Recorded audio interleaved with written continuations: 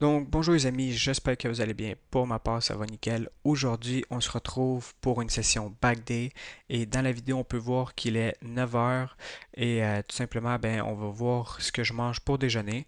Pour ceux qui se demandent pourquoi que je fais du voice record en background, ben, c'est tout simplement parce que ben, cette journée-là, ben, j'ai branché le input de la prise jack dans la mauvaise place dans la caméra. Ça fait que ben, tout simplement, j'ai pas enregistré avec mon microphone externe. J'ai enregistré avec le microphone interne de la caméra. Ça fait que ben, j'avais un audio vraiment pas de qualité. Donc j'ai préféré de me dire on va faire du voice record en background durant toute la vidéo. Donc en même temps, ça va apporter une petite nouveauté. Là, on peut voir que je me suis installé dehors pour finir mon déjeuner avec la petite clémentine et mon petit avocat. C'est des bonnes sources d'énergie, il faut savoir, pour euh, le corps. Donc par la suite, je suis allé monter pour faire ma vidéo Instagram que je fais durant toute la semaine. Par la suite, j'étais prêt pour aller au Monster Gym. Il faut savoir que ça me prend environ 30-35 minutes pour aller là-bas.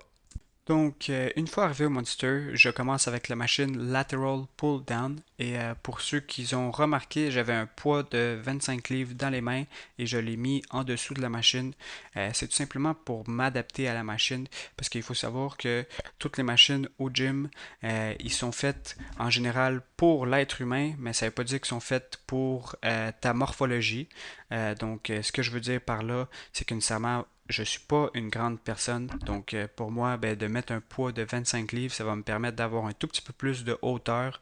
Et ben, si on me rajoute de la hauteur, ben, je vais pouvoir avoir une meilleure tenue euh, sur la machine, une meilleure grip, et ben, par la suite, ben, ça va me donner une meilleure exécution sur l'exercice.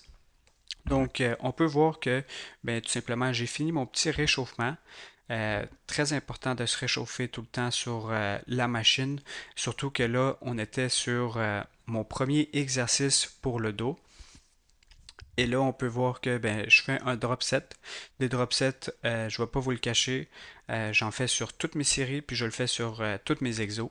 Euh, D'après moi, c'est vraiment la clé pour avoir un meilleur stress musculaire. Et d'ailleurs, il faut aller jusqu'à l'échec. C'est ça qui peut être difficile pour certains, mais de se pousser à sa limite de chez sa limite, là, si tu es capable de faire ça, je pense que tu vas pouvoir avoir des meilleurs résultats parce qu'il faut savoir que si tu as un stress musculaire, ben, ça signifie que tu as des déchirures musculaires. Puis ben, si tu as une déchirure musculaire, ben, tu as un potentiel de reconstruire un muscle plus gros et plus fort. Que par la suite, on va voir que j'enlève ma veste. C'est pas pour show off, mais c'est tout simplement pour qu'on puisse voir vraiment sur un autre angle de vue, qu'on puisse voir mes muscles travailler. Et tout simplement, on peut voir que j'ai relativement bien développé, j'ai envie de dire, mon dos. On voit vraiment bien la définition de mon milieu du dos. On voit bien la définition de mes épaules. Et on voit aussi légèrement la petite courbure des lattes. Donc, c'est pour vous montrer à quoi que ça ressemble sous un autre angle. Donc, l'exercice lateral pull down prend à sa fin. On va embarquer avec le lateral push down. Donc, ici, l'exercice consiste à travailler encore le côté du dos. Plus précisément, on va venir travailler les lattes. Donc, ici, c'est encore le même principe. Quand on va venir descendre la barre vers le bas, il va falloir qu'on contracte le plus possible. Encore, j'ai envie de dire, aller plus loin, qu'on squeeze vraiment nos lattes au maximum quand on descend la barre vers le bas et essayer d'avoir la plus grande tension possible quand on remonte vers le haut. Dans le fond, c'est ça qui va permettre, j'ai envie de dire, le stress musculaire. C'est vraiment le petit stretching. C'est pour ça que, ben, dans le fond, les poulies, les cables, c'est ça qui est vraiment, dans le fond, réputé. C'est pour qu'on puisse avoir une tension, j'ai envie de dire, presque tout le temps. Euh, Puis, dans le fond, la tension, ben, ça va te permettre d'avoir un stretching. Euh, puis le stretching, ben, ça va te permettre d'avoir un stress musculaire. Puis le stress musculaire, ben, ça va te permettre de développer potentiellement ton muscle plus fort et plus gros. Et un autre petit conseil, quand vous arrivez à la poulie, ben, tout simplement, vous pouvez regarder si la corde elle est lousse ou elle est tendue. Tout simplement, ça va te permettre de te donner une bonne idée de la distance que tu devras envisager pour l'exercice. Parce qu'il faut savoir que ben, tout simplement, une corde qui est tendue, tu ne vas pas aller autant loin qu'une corde qui est relativement lousse. Donc là, ici, on peut voir que ben, j'ai changé d'angle et j'ai enlevé ma veste pour qu'on puisse bien voir euh, le muscle travailler avec, j'ai envie de dire, la vue qu'on a. Donc, les amis, on va embarquer avec le cable row, c'est notre prochain exercice. Et là, on va changer de groupe musculaire. On va embarquer avec le milieu du dos. Je vais essayer de vous montrer une photo juste ici dans la vidéo pour dire qu'on va venir vraiment changer de groupe musculaire. Les deux autres exercices qu'on avait fait, c'était vraiment pour travailler les lattes, le côté du dos. Et là, on embarque avec finalement notre troisième exercice pour venir embarquer dans notre deuxième catégorie musculaire pour travailler le dos. Parce qu'il faut savoir que le dos, il est euh, fait en trois parties. Nous avons le lower, le milieu et ben, tout simplement quand on monte un peu plus haut, ben, on parle des trapèzes et le côté, on va appeler ça les lattes. Donc en réalité 4, mais je dis 3 parce que je me comprends dans ce que je veux dire. Ça se peut que je dis pas les bonnes affaires, mais écoutez, je suis ici pour apprendre d'un sens. Donc là, on peut voir que j'avais fait mon petit drop set puis ça m'a vraiment fait mal. Donc ici, on peut voir aussi que ben, j'ai enlevé encore ma veste. Je ne sais pas pourquoi je la remets à chaque fois puis l'enlever par la suite. Mais on peut ici voir clairement que ça va être important de vraiment venir extensionner vers l'avant et de venir courber un tout petit peu ton dos pour avoir l'effet encore de stretching.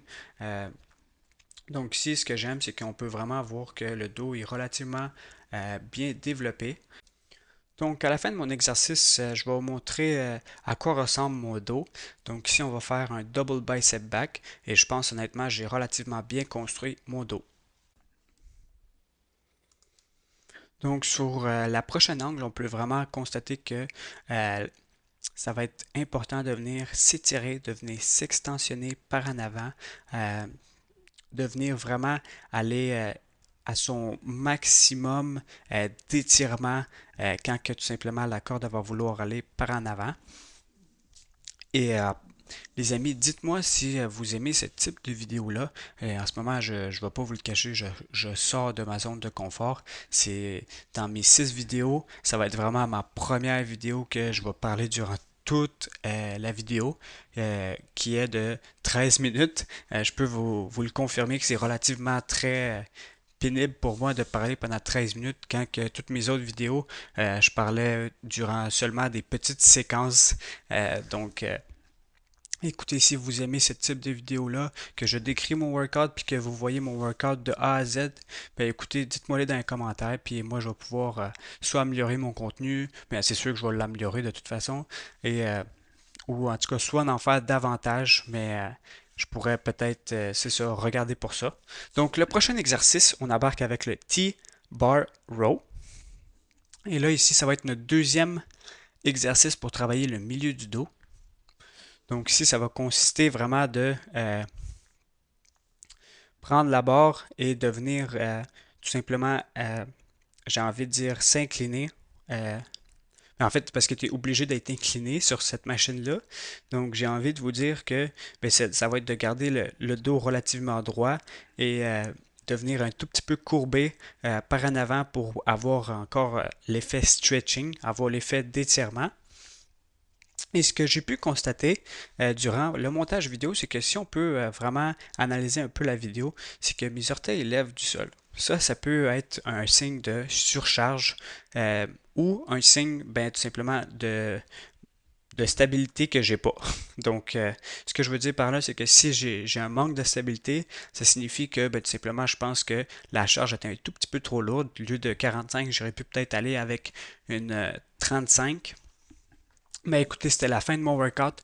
Fait que ça se peut aussi que j'étais fatigué et tout simplement, je pense que ça peut commencer à paraître. Mais un petit point à éviter, c'est vraiment que les orteils ils montent comme ça parce que je vous le dis que c'est un signe que t'es peut-être pas trop stable sur la machine. Donc, c'est un petit fait que j'ai pu remarquer. Donc là, ici, on peut voir que tout simplement, ici, on va venir vraiment squeezer en haut, de venir contracter on va venir monter la barre et de essayer de vraiment extensionner sous le contrôle la barre en descendant. Donc là, on va venir faire un petit drop set. Donc ici, on va passer de 45 à 25 si je ne me trompe pas. Mais d'ailleurs, c'est pas que je peux pas me tromper, je sais c'est quoi mes workouts. Et ben, tout simplement ça, ben, en même temps, ça va me permettre de respirer un tout petit peu pour enchaîner sur ma prochaine série. Donc là, on va s'y mettre et on peut voir que ben, tout simplement, je vais pouvoir bien enchaîner mes 8 reps, je pense bien. Donc, c'est relativement très rapide, mais écoutez, c'est pour finir ça en beauté. Donc, la machine qu'on peut voir ici, ben, ça va être le back extension. Et ben, tout simplement, on va venir travailler le bas du dos parce qu'il faut savoir que ben, tout simplement, c'est un muscle que je mets un tout petit peu de côté.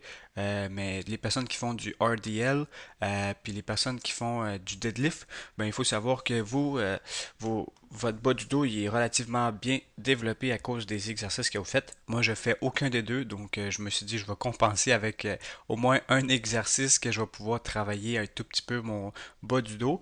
Et ben, ici, ça va être vraiment simple.